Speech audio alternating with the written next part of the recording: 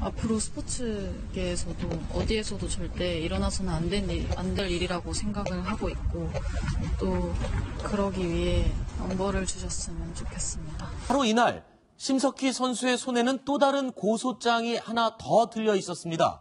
뒤늦게 이제 알려진 사실인데요.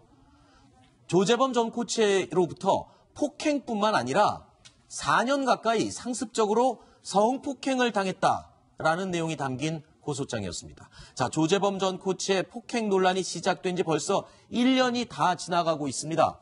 폭행 재판은 이제 항소심을 향해 달려가고 있는데 이 시점에 또 다른 고발 내용이 뒤늦게 드러나게 된 셈입니다. 그렇죠, 김태현 변호사님? 그렇죠. 사실 이 고발 내용은 이제까지 했었던 폭행 사건과 완전히 궤를 달리하는 거죠. 그렇죠. 차원 자체가 다른 겁니다. 그러니까 이제 처음에 이제 시간 순서대로 쭉 나오는데 이미 평창올림픽 이전 문제들 폭행 문제가들이 있었어요.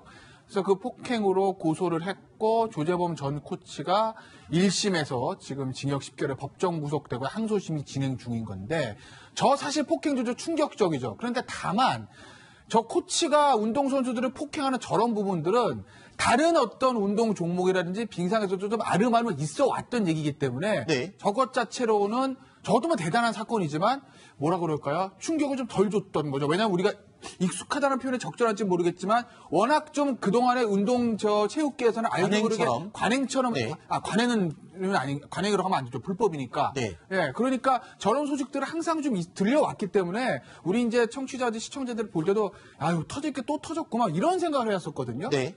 그런데 이번에 추가로 어제 이제 밝혀진 건 성폭행입니다. 네. 성추행이 아니에요.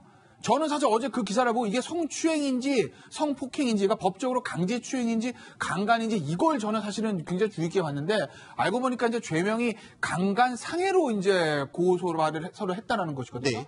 그러면 단순 추행이 아니라 성폭행이라는 겁니다. 네. 이건 완전히 차원이 다른 거죠. 그렇죠. 이제까지 뭐 운동계에서 코치가 저 선수들 폭행하는 사실 때리거나 이런 일들은 좀 아름아름 좀 있어 왔어도 이렇게 여자 선수를 성추행도 아니고 완전히 성폭행, 속된 말로 형법상 죄명으로 강간을 한 얘기들은 거의 없었던 것이거든요. 네. 그렇기 때문에 우리 사회와 체육계에 주는 충격들이 이게 이만저만한 것이 아닙니다. 네. 단순히 생각하면요. 1년이나 지난 이 시점에 왜 1년 전에 폭행으로 고소를 할 때 이 성폭행도 같이 고소를 하지 왜 1년이 지난 이 시점에 다시 추가로 성폭행을 밝혔을까 의문이 드시는 분들도 적지 않으실 겁니다. 하지만요. 이 점을 꼭 생각해 보셔야 됩니다. 얼굴이 이미 전 국민에게 알려진 국가대표 선수 공인으로서 성폭행 피해자에 대한 고발은 쉽지 않았을 겁니다. 심석희 선수 어떻게 용기를 냈는지가 굉장히 궁금한데 동기가 있었답니까? 일단 그 담당하는 이제 변호사가 보도자를 냈어요. 네. 거기에 보면 일단 지난 12월 13일 날 조재범 코치에 관한 재판에 증인으로 나가기 전에 이제 항소심 관련 회의를 했다는 거죠. 네. 근데 그때 이 성폭행을 당했다는 사실을 털어놨다는 거예요. 그런데 왜 이제까지 이 얘기를 하지 못한 이유가 본인은 일단 추가 피해, 그러니까 우리가 2차, 3차 피해라는 얘기를 하지 않습니까? 그렇죠. 이런 피해가 있을까 굉장히 두려웠고, 네. 그 다음에 가해자로부터 좀 보복을 당할지 모른다는 그런 압박감, 그리고 내가 만약에 이렇게 고소를 했을 때, 성폭행 고소를 했을 때, 내 가족들이 받을 마음의 상처, 이런 것들에 대해서 굉장히 두려워서 이 얘기를 하지 않았다는 거예요. 그런데 12월 13일 날 그 얘기를 변호사하고 하고, 12월 17일 날 고소를 했거든요. 네. 근데 이제 이제서 알려졌잖아요. 그 이유가 여러 가지가 있는데 아마 검찰에서 이 내용을 외부로 좀 알리지 마라 그런 얘기를 했던 것 같아요. 네. 그 이유가 아마 증거 수집을 하는 확보 차원이 아니었나 싶습니다. 아하. 그래서 조재범 코치의 휴대폰을 받았다고 그래요. 그래서 그걸 디지털 포렌식을 했다고 그럽니다. 네. 그래서 결과는 이제 결과적으로 심석희 선수의 진술의 신빙성 네. 그리고 이에 수반되는 여러한 증거에 의해서 네. 검찰이 판단할 것을 보입니다. 네. 일단은 여성이 이제 저런 얘기를 한다는 건 사실 인생을 걸고 하는 거거든요. 그렇죠. 예, 그렇기 때문에 정말 단순한 하나의 주장이라고 보기는 힘든 진실에 가깝지 않나 이렇게 봐야 되는 부분이 있고 심 선수가 아마 저렇게 하게 된 데는 지난번에 대한체육회가 경찰에 이 사건 수사 의뢰할 때 피해자가 4명이었습니다. 네. 4명인데 이 과정에서 나머지 3명이 이 조전 코치와 합의를 했어요. 아하. 그리고 이제 심석희 선수한테도 계속해서 합의를 종용을 계속 해왔습니다. 네. 그러고 나서 이게 이제 14일 날 항소심 이제 그날 결과가 나오거든요. 그렇게 되면 아마 심 선수로서는 나머지 피해자들이 다 합의하고 네. 나한테도 계속 합의하라고 종용을 하고 그런 상황에서 조정 코치는 계속 재판부에 이른바 반성문을 수십 차례 낸단 말입니다. 네. 그러니까 전혀 어떤 심 선수가 보기에는 반성의 기미가 없는 거예요. 그렇죠. 예, 그런 상황이기 때문에 결국은 정말 본인도 하고 싶지는 않았지만 할 수밖에 없는 그런 어떤 큰 결심을 한 게 아닌가 그렇게 생각이 됩니다. 그런데 더 충격적인 이유는요.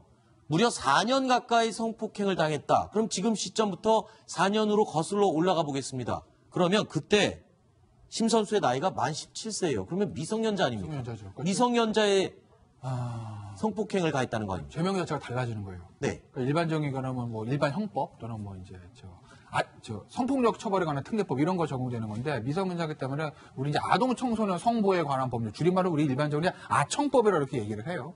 그러니까 아청법에 걸리는 거거든요. 그러니까 형량 제일 세죠. 네. 제가 봤을 때는 이거 유죄 나오면요. 조재범 씨 같은 경우에는 제가 봤을 때 한 14년, 17살 때부터 지속적으로 있었던 것이기 때문에 전 10년도 있을 수도 있을 것 같아요, 안에? 이게 이제 유죄로 나오면. 네. 그러니까 이제 조재범 씨 같은 경우는 지금 절대 아니라고 극구 부인하는 겁니다. 네. 그런데 뭔가 이제 하나 풀리는 게 매듭이 하나 있어요. 그러니까 피해자 일반 폭행 4명이라는 거잖아요. 3명이 합의를 했다는 거잖아요. 네. 그 나머지 1명도 대부분 케이스에서 99%다 합의합니다. 아하. 4명 똑같이 맞았는데 네. 셋은 합의를 했는데 나만 나왔다. 어차피 모르는 사람은 다 사제지간이었다. 그럼 사제지간에 알게 모르게 끈끈한 미운 정보를 다 들었는데 옆에 같이 동료 너도 합의해라 속해 이러면 대부분 다 합의해요. 네. 10케이스에서 9케이스는 합의합니다. 네. 근데 안 했던 이유가 이거였던 거죠. 그렇죠. 단순 폭행이었다. 그러니까 상습 폭행 상해였다고 하면 신석기 선수도 합의했을 가능성이 높아요. 네. 그럼 그렇게 봐요. 근데 그게 아니라 이 성범죄가 껴있기 때문에 네. 심석희 선수 입장에서는 그래서 아마 합의를 안 했던 건 아닌가. 이제 네. 약간 매듭과 의문점들이 풀리기 시작하는 거죠. 그런데요, 또 한 가지 있습니다. 지금 조재범 전 코치 측은 이 성폭행 사실에 대해서는 말도 안 되는 내용이다라고 극구 부인을 하고 있습니다. 그런데 일각에서는 전문가들은 이런 분석을 해요.